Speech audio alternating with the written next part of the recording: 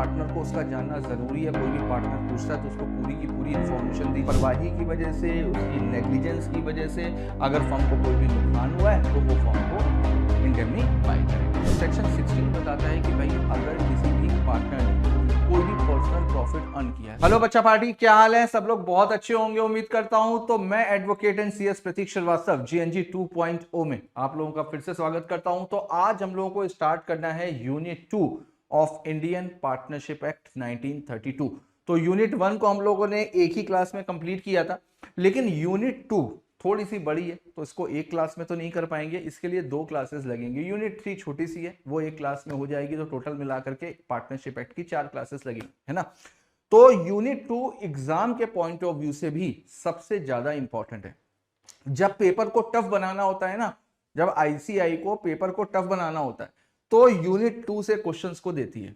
तो unit 2 use होती है पेपर को टफ बनाने के लिए, जिसके लिए बच्चे कहते हैं कि सर पेपर इस बार टफ आया तो इसमें यूनिट 2 का क्वेश्चन जरूर होगा। तो इस वजह से यूनिट 2 को बहुत अच्छे से करना है, ठीक है।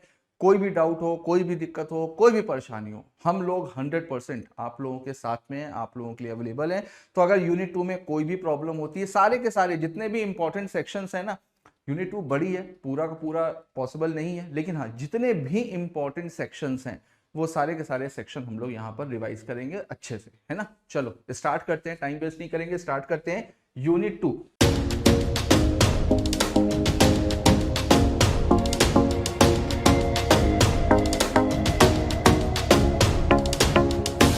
तो बेसिकली जो यूनिट 2 है वो आपका बताता है रिलेशनशिप बिटवीन पार्टनर्स। पार्टनर्स के बीच में रिलेशन कैसा होगा, ये चीज मैंने आपको यूनिट 1 में भी बताई थी कि देखो जहां पर पैसे का इन्वॉल्वमेंट है, सब लोग अपनी मेहनत का पैसा लगा रहे हैं, सब लोग मेहनत कर रहे हैं, सब लोग प्रॉफिट के लिए काम कर रहे हैं, तो यार वहां पर जब कुछ लोग मिल करके काम करते हैं ना, तो उनके बीच में अंडरस्टैंडिंग होना बहुत जरूरी है। अंडरस्टैंडिंग होना बहुत जरूरी है, विश्वास होना बहुत जरूरी है, सबका मेहनत से काम करना, ईमानदारी से काम करना, ये बहुत जरूरी है। अगर उनके बीच में ब्रीच ऑफ ट्रस्ट हुआ, भरोसे की कमी हुई, एक तरीके से आप ये समझो कि पार्टनर्स के बीच में जो बोला जा रहा है ना रिलेशनशिप, ये फिड्यूशरी रिलेशनशिप होनी चाहिए। ये जो है ना, मैं तो इसको मान करके चलता हूं कि इनके बीच में फिड्यूशरी रिलेशनशिप होनी चाहिए। जिस पार्टनरशिप में एक ट्रस्ट वर्दी रिलेशनशिप होगी वही पार्टनरशिप सक्सेसफुल हो पाएगी। तो एक बार देखते हैं बेसिकली कि पार्टनरशिप में उनका जो रिलेशन है वो कैसे होगा बिटवीन पार्टनर्स। तो सेक्शन 9 to 13 हम लोग देखते हैं। तो सबसे पहले तो जनरल ड्यूटीज ऑफ पार्टनर बताया गया है कि पार्टनर्स की जो जनरल ड्यूटीज हैं वो क्या होती हैं। तो पार्टनर्स की जनरल ड्यूटीज तो यही होती है, ये चीज मैंने आपको कल भी बताई थी कि कॉमन एडवांटेज के लिए हमेशा काम करेंगे, अपने पर्सनल बेनिफिट के लिए नहीं काम करेंगे, हमेशा कॉमन एडवांटेज के लिए काम करेंगे। और मैंने आपको म्यूचुअल एजेंसी में एक चीज बताई थी कि हर एक पार्टनर अपना कभी भी काम करता है ना तो पूरी की पूरी फर्म को रिप्रेजेंट करता है, एक पार्टनर दूसरे के बिहाफ पर काम करता है। तो इस वजह से हर एक पार्टनर की जो जनरल ड्यूटी है वो तो भाई यही है कि वो लोग ग्रेटेस्ट कॉमन एडवांटेज के लिए फर्म का काम करेंगे, है ना। दूसरा, be just and faithful to each other, ये चीज भी मैंने आपको बताई कि भाई एक दूसरे के लिए आपको फेथफुल होना चाहिए, है ना। दूसरा, रेंडर ट्रू अकाउंट्स, बिल्कुल जो भी हिसाब किताब है वो बिल्कुल साफ सुथरा होना चाहिए। जो भी अकाउंट्स हैं, जो भी फर्म का बिजनेस है, उसका जो भी हिसाब किताब है, उसके जो भी अकाउंट्स हैं बहुत साफ सुथरे होने चाहिए। और अगर कोई भी पार्टनर उसको इंस्पेक्ट करना चाहता है, उसकी कॉपी लेना चाहता है, तो उसको तुरंत के तुरंत उसको प्रोवाइड भी करना चाहिए। Give full information of all things affecting the firm to any partner his legal representative, बिल्कुल जितनी भी चीजें हैं, तो भाई जितनी भी चीजें हैं, जो कोई भी ऐसी इंफॉर्मेशन जो बिजनेस के लिए बहुत जरूरी है, काम के लिए बहुत जरूरी है, तो अगर किसी भी पार्टनर को उसका जानना जरूरी है, कोई भी पार्टनर पूछता है तो उसको पूरी की पूरी इंफॉर्मेशन दी जानी चाहिए। इवन अगर पार्टनर नहीं भी है तो उसका जो लीगल रिप्रेजेंटेटिव है ना, उसके लीगल रिप्रेजेंटेटिव को भी फुल इंफॉर्मेशन देनी चाहिए हर एक चीज की। हर वो चीज जिसका बिजनेस में डायरेक्ट इंपैक्ट पड़ सकता है, उसकी पूरी की पूरी जानकारी पार्टनर्स को होनी चाहिए। अब उसके बाद में आता है स्पेसिफिक ड्यूटीज ऑफ पार्टनर। ये तो जनरल ड्यूटीज थी, ये तो जनरल ड्यूटीज थी। अब आता है स्पेसिफिक ड्यूटीज ऑफ पार्टनर। तो determination of rights and duties of partner by contract between the partner. तो जो पार्टनरशिप डीड होगी ना, पार्टनरशिप डीड में होता क्या है, पार्टनरशिप डीड में यही चीज तो होती है, पार्टनर्स के क्या क्या राइट्स होंगे, पार्टनर्स की क्या क्या ड्यूटीज होंगी, ये सारी की सारी चीजें पार्टनरशिप डीड में दी हुई होती हैं। तो ये तो जो जनरल ड्यूटी है ये तो सारे पार्टनर्स की होनी चाहिए, लेकिन स्पेसिफिक ड्यूटीज भी हो सकती हैं। अपनी ड्यूटीज और अपने राइट्स को पार्टनरशिप डीड में वो लोग अपने हिसाब से मेंशन कर सकते हैं। देखिए, the mutual rights and duties of the partner may be determined by contract between the partners. तो पार्टनर्स अपने राइट्स को, अपने ड्यूटीज को, वो चीज पार्टनरशिप एग्रीमेंट में मेंशन कर सकते हैं। अब जो भी ड्यूटीज हैं, जो भी राइट्स होंगे, वो एक्सप्रेस भी हो सकते हैं और इंप्लाइड भी हो सकते हैं। इनको वैरिड भी किया जा सकता है, इनको चेंज भी किया जा सकता है, इसमें वेरिएशन भी किया जा सकता है। लेकिन अगर इसमें कोई भी वेरिएशन होगा, अगर इसमें कोई भी चेंज होगा, तो with the consent of all partners होगा, है ना। ये चीज याद रखना, कहां कहां पर with the consent of all partners होगा और कहां कहां पर with the consent of majority of partner होगा। तो इस चीज को, इसमें अक्सर स्टूडेंट कंफ्यूज रहते हैं, तो ये चीज याद रखना। अगर राइट्स में और ड्यूटीज में कोई भी वेरिएशन अगर हम कर रहे हैं, तो उस सिचुएशन में सारे पार्टनर्स की कंसेंट लेकर के ही कर सकते हैं। एंड मे प्रोवाइड, देखो यहां पर लिखा हुआ है मे प्रोवाइड, अगर चाहें तो पार्टनरशिप डीड में ये भी मेंशन कर सकते हैं। अगर नहीं किया तो कोई बात नहीं, करना चाहे तो कर सकते हैं कि जब तक कोई भी पार्टनर फर्म में एज अ पार्टनर काम करेगा, वो फर्म के साथ में कंपटीशन नहीं करेगा, फर्म के साथ में कंपटीशन नहीं करेगा। इसका मतलब क्या हुआ, इसका मतलब ये हुआ कि जिस चीज का फर्म का बिजनेस है वो आप खुद से नहीं करोगे। वो ऐसा नहीं कि अपना पर्सनल बिजनेस भी सेम उसी ऑब्जेक्ट पे कर रहे हो और पार्टनरशिप फर्म भी वही काम कर रही, तो फिर दोनों का आपस में कंपटीशन हो जाएगा ना, तो सेम बिजनेस नहीं कर सकते। तो may provide that a partner shall not carry on any business other than that of the firm while he is a partner, है ना। अब duty to indemnify for loss caused by fraud. अब अगर किसी भी पार्टनर ने कोई भी फ्रॉड किया, कोई भी मिसकंडक्ट किया और उसकी वजह से अगर कोई भी नुकसान हुआ है, तो देखो यहां पर लॉ ऑफ एजेंसी वाला रूल अप्लाई होगा कि अगर कोई भी, हर एक पार्टनर एक दूसरे का प्रिंसिपल होता है, एक दूसरे का एजेंट होता है, तो अगर किसी भी पार्टनर ने कोई भी फ्रॉड किया है, लेकिन उसने उस काम में फ्रॉड किया है जो काम उसकी अथॉरिटी के अंदर आता था, विद इन अथॉरिटी, ठीक है, तो अगर उस काम में उसने कोई भी फ्रॉड किया है, तो उसके लिए तो पूरी की पूरी फर्म लायबल होगी। ये तो मेन प्रिंसिपल है, इसको याद रखना है आप, कि अगर कोई भी पार्टनर जो उसकी अथॉरिटी है उसके अंदर रह करके अगर कोई भी काम कर रहा हो, उसमें अगर कोई भी फ्रॉड करता है, तो थर्ड पार्टी के लिए पूरी की पूरी फर्म लायबल होगी। जैसे एजेंट जब अपनी अथॉरिटी के अंदर रह करके कोई भी काम करता है, उसमें कोई भी गलत काम करता है, तो उसके लिए प्रिंसिपल लायबल होता है ना, लॉ ऑफ एजेंसी में यही तो पढ़ा था, है ना। उसी तरीके से पूरी फर्म लायबल होगी, लेकिन उसकी वजह से फर्म को जो नुकसान हो रहा है, तो ये उसकी रिस्पॉन्सिबिलिटी होती है, उसकी ड्यूटी होती है कि बाकी के पार्टनर्स को वो इंडेमनीफाई करेगा, उनको कॉम्पनसेट करेगा। देखो,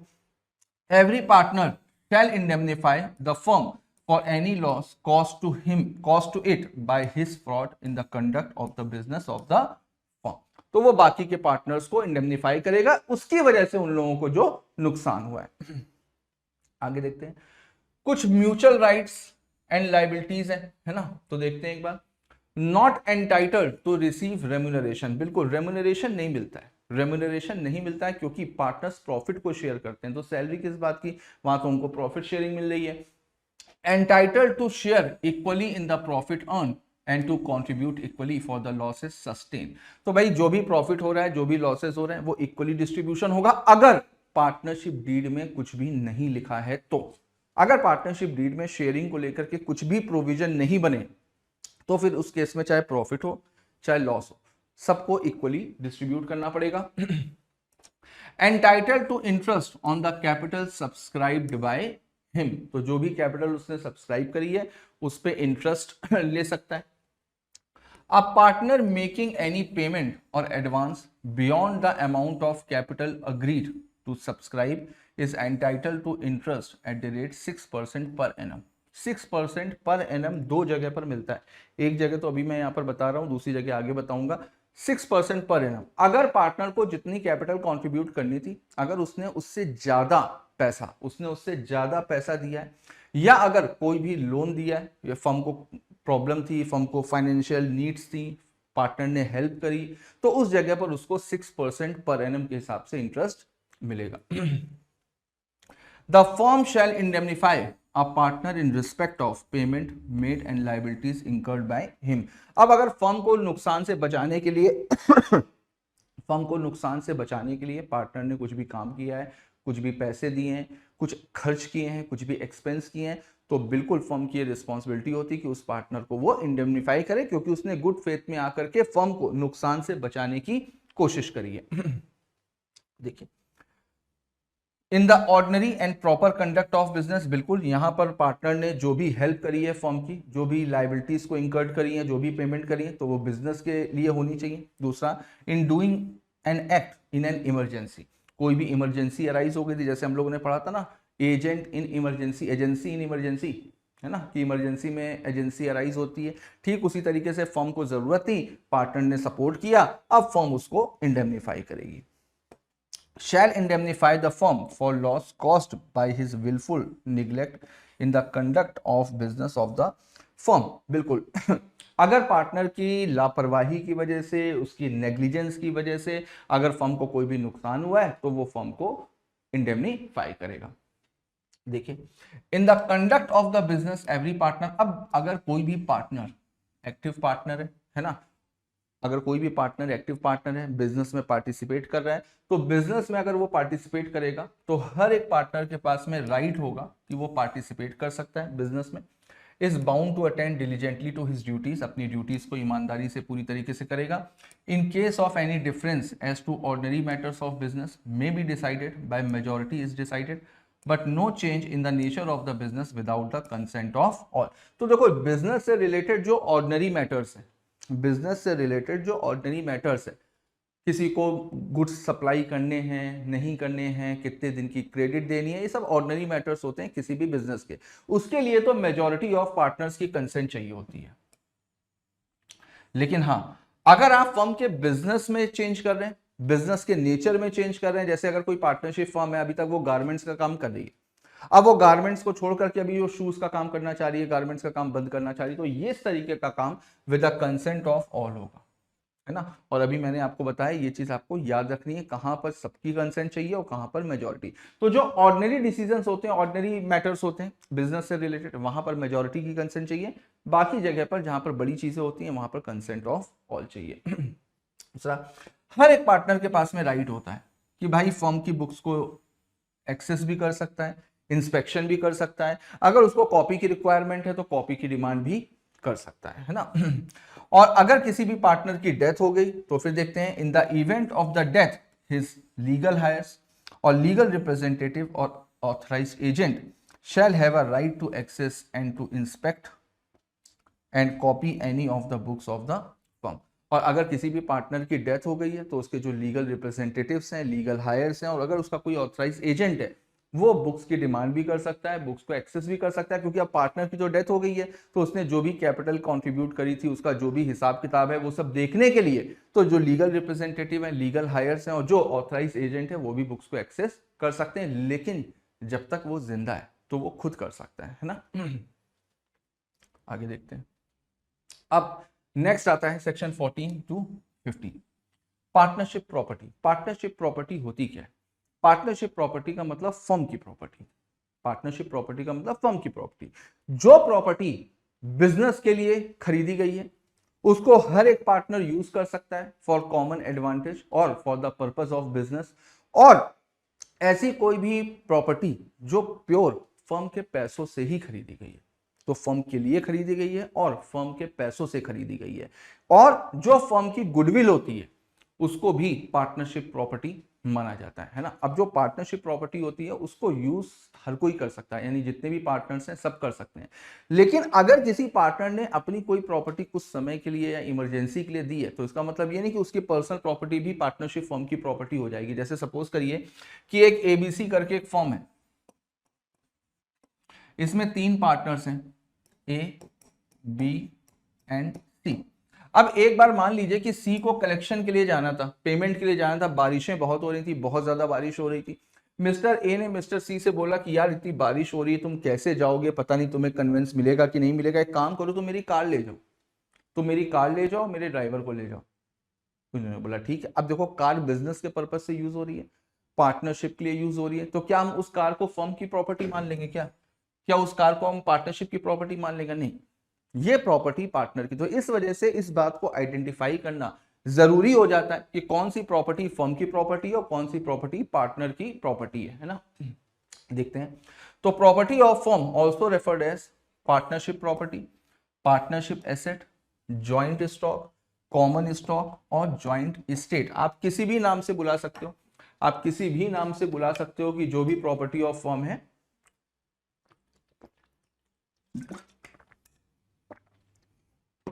पार्टनरशिप प्रॉपर्टी भी बोल सकते हो, पार्टनरशिप एसेट भी बोल सकते हो, ज्वाइंट स्टॉक भी बोल सकते हो, कॉमन स्टॉक भी बोल सकते हो, ज्वाइंट स्टेट भी बोल सकते हो। अब देखते हैं, the property of the firm includes, तो फर्म की प्रॉपर्टी में किसको किसको इंक्लूड किया जाता है? All property and rights and interest in property to which the firm that is all partners collectively may be entitled. तो जैसा कि मैंने बताया था आपको सेल ऑफ गुड्स एक्ट में, कि जो प्रॉपर्टी का नेचर होता है उससे रिलेटेड जो राइट्स होते हैं, जो इंटरेस्ट होते हैं, उनका भी नेचर वही रहता है। तो यहां पर पार्टनरशिप प्रॉपर्टी का मतलब क्या है? हर एक तरीके की प्रॉपर्टी, उससे रिलेटेड सारे के सारे अधिकार, उस प्रॉपर्टी में जो भी इंटरेस्ट है ना, वो किसका है? फर्म का है, और सारे के सारे पार्टनर्स उसको कलेक्टिवली यूज कर सकते हैं, मिल करके उसको यूज कर सकते हैं। The property which is deemed as belonging to the firm is comprised of the following item. तो यहां पर कुछ चीजें दी गई हैं कि इनको माना जाएगा कि भाई ये जो है ये पार्टनरशिप प्रॉपर्टी है। देखो, all property rights and interest which partners may have brought into the common stock as their contribution to the common business. तो ऐसी कोई भी चीज, ऐसी कोई भी प्रॉपर्टी, ऐसा कोई भी अधिकार, ऐसा कोई भी इंटरेस्ट जो कॉमन पर्पस के लिए लिया जा रहा है, जो पूरी पूरी फर्म के बेनिफिट के लिए लिया जा रहा है, सारे के सारे पार्टनर्स उसको यूज कर सकते हैं, उसको बोला जाएगा पार्टनरशिप प्रॉपर्टी।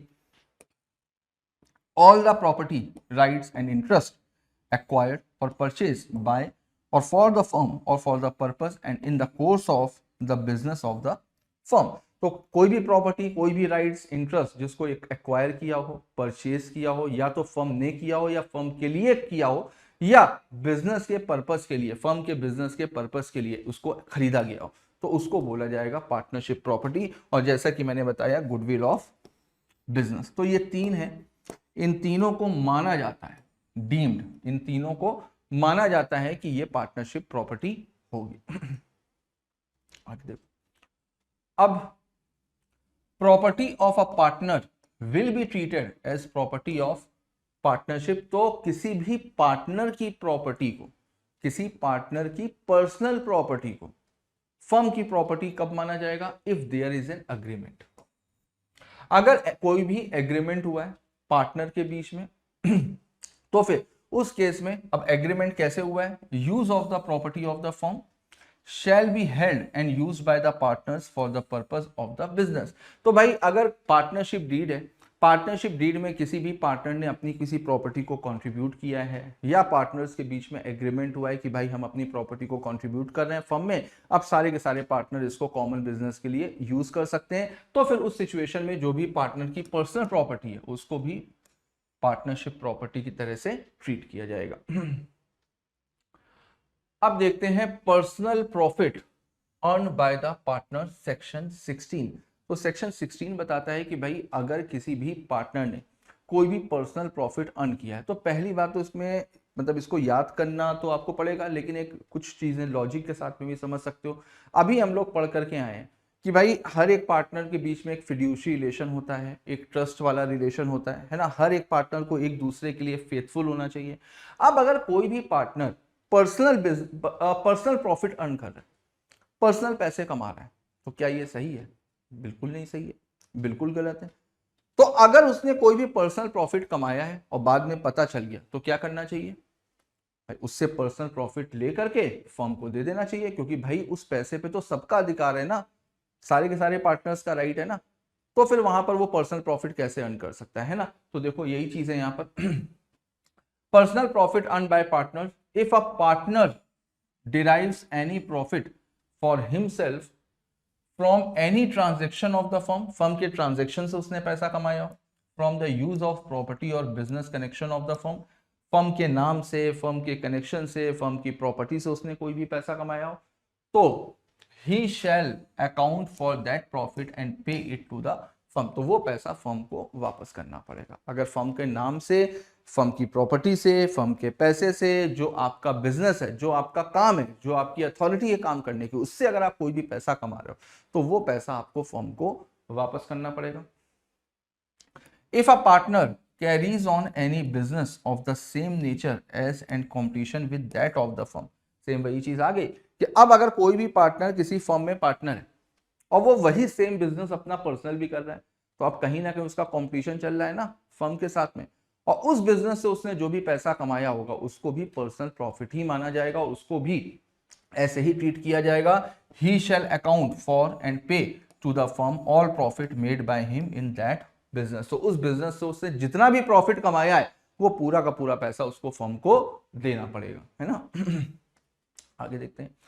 अब आता है section 17, rights and duties of partner after a change in the firm. अब चेंज इन अ फर्म का मतलब क्या है? फर्म में अगर कोई भी बदलाव हो रहा है, फर्म में कैसे बदलाव होगा? जब फर्म के कॉन्स्टिट्यूशन में चेंज होगा। फर्म का कॉन्स्टिट्यूशन क्या होता है? Partnership deed. तो कब कब ऐसी सिचुएशन आएगी जब पार्टनरशिप डीड में चेंजेस किए जाएंगे, है ना? तो देखते हैं। A change may take place in the constitution of the firm in any of the following ways. तो सबसे पहले, अगर कोई भी नया पार्टनर ज्वाइन कर रहा है, अगर कोई भी नया पार्टनर ज्वाइन कर रहा है तो भाई पार्टनरशिप डीड में तो मेंशन होगा ना। वेयर सम पार्टनर और पार्टनर्स गो आउट, या तो उनकी डेथ हो रही है या रिटायरमेंट हो रहा है, जा रहे हैं, ठीक है, किसी भी वजह से जा सकते हैं। तीसरा, where the partnership concern carries on business other than the business of which it was originally form. तो जिस पर्पस के लिए अगर पार्टनरशिप फर्म बनाई गई थी उस पर्पस के अलावा अगर ये कोई दूसरा बिजनेस कर रहे हैं तो वहां पर भी पार्टनरशिप डीड में आपको ऑब्जेक्ट में चेंज करना पड़ेगा, है ना। और चौथा, where the partnership business is carried on after the expiry of the term is fixed for the purpose. अगर कोई पर्टिकुलर पार्टनरशिप थी या कोई भी पार्टनरशिप किसी एक स्पेसिफिक टाइम पीरियड के लिए बनाई गई थी और वो स्पेसिफिक टाइम पीरियड अभी खत्म हो चुका है, तो यहां पर भी पार्टनरशिप डीड में चेंज किया जाएगा। तो ये सारी सिचुएशंस हैं, इन सारी सिचुएशन में कॉन्स्टिट्यूशन ऑफ फर्म में चेंज होगा। आगे देखते हैं, राइट्स एंड ड्यूटीज। तो देखिए, where a change occurs in the constitution of the firm, the mutual rights and duties of the partner in the reconstituted firm remain the same as they were before the change। अब देखो, अगर partnership deed में कोई भी change हुआ है, कोई भी बदलाव हुआ है, ये जितने भी चीजें अभी हम लोगों ने पढ़ी, तो यहां पर कॉन्स्टिट्यूशन में चेंज होगा। लेकिन अगर राइट्स और ड्यूटीज में कुछ भी नहीं बदला गया है, कुछ भी नहीं लिखा गया है, तो फिर उस केस में जो पुराने राइट्स और ड्यूटीज थे वही सारे अभी भी चलते रहेंगे। Where the firm constituted for a fixed term continue to carry after the expiry of that term. अगर कोई भी पार्टनरशिप फर्म एक फिक्स पीरियड के लिए बनाई गई थी, इसको 3 पार्ट में डिवाइड किया गया ना, इसको ऐसे याद रखना। हाँ, तो पहला वाला था कि अगर कोई भी कॉन्स्टिट्यूशन में चेंज होता है। दूसरा, अगर फर्म किसी एक पर्टिकुलर पीरियड के लिए बनाई गई थी, किसी स्पेसिफिक पीरियड के लिए बनाई गई थी और अभी उसके बाद भी चल रही है, उसके बाद भी चल रही है, तो अगर कोई भी चेंज नहीं किया है पार्टनरशिप डीड में, तो जो पुराने राइट्स एंड ड्यूटीज थे वही आगे भी चलते रहेंगे। The mutual rights and duties of the partners remain the same as they were before the expiry so far as they may be consistent with the partnership at will. और वहां पर अगर पार्टनरशिप डीड में कोई भी change नहीं किया गया तो फिर उसको पार्टनरशिप एट विल की तरह से ट्रीट किया जाएगा। ये चीज मैंने आपको कल भी बताई थी, है ना। तीसरा, where a firm constituted to carry out one or more adventure or undertaking carries out other than adventure or undertaking, जिस पर्पस के लिए, जिस प्रोजेक्ट के लिए पार्टनरशिप फर्म बनाई गई थी उसके अलावा कोई दूसरे प्रोजेक्ट में भी कर रहे हैं, तो वहां पर भी जो पुराने वाले प्रोजेक्ट में राइट्स और ड्यूटीज थे वही नए वाले प्रोजेक्ट में भी राइट्स और ड्यूटीज रहेंगे। मेरी बात समझ में आ रही है ना? जो पुराने वाले प्रोजेक्ट में राइट और ड्यूटीज थे वही नए वाले में रखेंगे। हाँ, अगर इन लोगों ने इन सारी सिचुएशंस में कोई भी चेंज किया है, कॉन्स्टिट्यूशन ऑफ फर्म में कोई भी एक्सप्रेसली कोई भी चेंजेस किए, तो फिर बात अलग है। तब तो फिर जो नए वाले राइट्स और ड्यूटीज डिसाइड हुए हैं वही होंगे। लेकिन अगर कुछ भी नया डिसाइडेड नहीं है तो जो पुराने वाले चल रहे थे उसी को ही हम लोग कंटिन्यू करेंगे, है ना। आगे देखते हैं। अब आता है relation of partners to third party, section 18 to 21। तो थर्ड पार्टी से रिलेशन कैसा रहेगा, तो ये चीज मैंने आपको पहले भी बताई हुई है कि हर एक पार्टनर एक दूसरे का प्रिंसिपल होता है, हर एक पार्टनर एक दूसरे का एजेंट होता है। अगर कोई भी पार्टनर थर्ड पार्टी के सामने कोई भी काम करता है, थर्ड पार्टी अपनी अथॉरिटी के अंदर रह करके कोई भी डील करता है, तो वो हर जगह पर अपनी फर्म को रिप्रेजेंट करता है, तो उसके किए गए काम के लिए हमेशा पूरी की पूरी फर्म लायबल होगी, बशर्ते उसने अपनी अथॉरिटी के अंदर रह करके काम किया हो। तो देखो जनरल लॉ क्या कहता है, every partner is liable jointly with all the other partner also severally for the all acts of the firm done while he is a partner। तो जब वो पार्टनर है फर्म में, उस दौरान अगर वो कोई भी काम करता है तो इंडिविजुअली और ज्वाइंटली हर तरीके की लायबिलिटी सारे पार्टनर्स की बनती है। अब देखो पार्टनर्स की अथॉरिटी क्या होती है, तो पार्टनर्स की दो तरीके की अथॉरिटी होती है, एक होती है आपकी एक्चुअल अथॉरिटी और एक होती है इम्प्लाइड अथॉरिटी। ये बच्चों को अक्सर दिक्कत करती है इम्प्लाइड अथॉरिटी, है ना, लेकिन 100% आपको समझ में आ जाएगा। तो पार्टनर्स की जो अथॉरिटी है, क्योंकि सारा का सारा खेल अथॉरिटी का ही है कि उसने अगर अपनी अथॉरिटी के अंदर रह करके काम किया है, उसने अगर अपनी अथॉरिटी के अंदर रह करके काम किया है तो पूरी की पूरी फर्म लायबल होगी। लेकिन अगर उसने अपनी अथॉरिटी के बाहर जाकर के काम किया है तो फिर फर्म की लायबल नहीं होगी, फिर वो इंडिविजुअली लायबल होगा। तो इस वजह से अथॉरिटी का पता करना जरूरी हो जाता है ना। तो अथॉरिटी दो तरीके की, एक तो एक्चुअल और दूसरा इम्प्लाइड। ठीक, आगे देखते हैं। अब इसके रिगार्डिंग कुछ रूल्स हैं, ठीक है, रूल्स देख लेते हैं। तो सबसे पहले partner to be agent of the firm, ये चीज मैंने आपको बताई पहले भी। A partner is the agent of the firm for the purpose of the business of firm. Partner acts for himself and in his own interest in the common concern of the partnership. He may be deemed a principal. Principal भी होता है और agent भी होता है हर एक partner. Partner acts for his partner, अगर partner partners के बिहाफ पे काम कर रहा है तो उसको एजेंट की तरह से ट्रीट किया जाएगा। This may be actual authority, it's result of consent by all other partners and the firm. Implied authority, जो एक्चुअल अथॉरिटी होगी, एक्चुअल अथॉरिटी कैसे डिसाइड होगी, पार्टनरशिप डीड से। इसमें सारे के सारे पार्टनर्स एग्री होंगे कि भाई कौन सा पार्टनर क्या काम कर सकता है, किसकी क्या अथॉरिटी रहेगी। इम्प्लाइड अथॉरिटी, इम्प्लाइड अथॉरिटी कैसे डिसाइड होगी, बाय लॉ, बाय लॉ। तो देखो, this is the authority of a partner to bind the firm, it's the act of a partner which is done to carry on business of a kind carried on by the firm binds the firm. तो जो implied authority है ना, जो implied authority आपकी section 19 में given है, तो जो इम्प्लाइड अथॉरिटी है वो कंडक्ट ऑफ पार्टनर्स की है। कि सेक्शन 19 में पूरा बताया गया है कि क्या क्या पार्टनर काम कर सकता है, क्या क्या पार्टनर काम नहीं कर सकता है। तो जो भी चीजें, जो भी कंडक्ट सेक्शन 19 में आते हैं और पार्टनर ने वो काम किया है, तो उसके किए गए काम के लिए पूरी की पूरी फर्म लायबल होगी। तो अथॉरिटी की इंपॉर्टेंस समझो, सेक्शन 19 को करने से पहले ना अथॉरिटी की इंपॉर्टेंस को समझो कि अथॉरिटी का पता लगाना जरूरी होता है कि भाई पार्टनर की अथॉरिटी एग्जैक्टली है क्या। तो अगर जो पार्टनरशिप डीड में है वो तो एक्चुअल है ही, वो तो अथॉरिटी है ही, लेकिन पार्टनरशिप एक्ट में भी कुछ अथॉरिटीज दी गई हैं, उसको बोला जाता है इम्प्लाइड अथॉरिटी। उसमें बताया गया है कि कोई भी पार्टनर क्या क्या काम कर सकता है, क्या क्या काम नहीं कर सकता, और अगर उसने कोई भी काम अपनी अथॉरिटी के अंदर रह करके किया है तो उसके लिए पूरी की पूरी फर्म बाइंड होगी, है ना। तो आज हम लोगों ने इसके रूल्स को समझा, ठीक है। अथॉरिटी वाला जो पोर्शन है वो बहुत अच्छा और बहुत इंपॉर्टेंट है एग्जाम के पॉइंट ऑफ व्यू से। जैसे कि मैंने बताया कि इस यूनिट से क्वेश्चन तभी पूछे जाते हैं जब पेपर को टफ बनाना होता है, ठीक है। तो आज हम लोग ने रूल तक पढ़ा।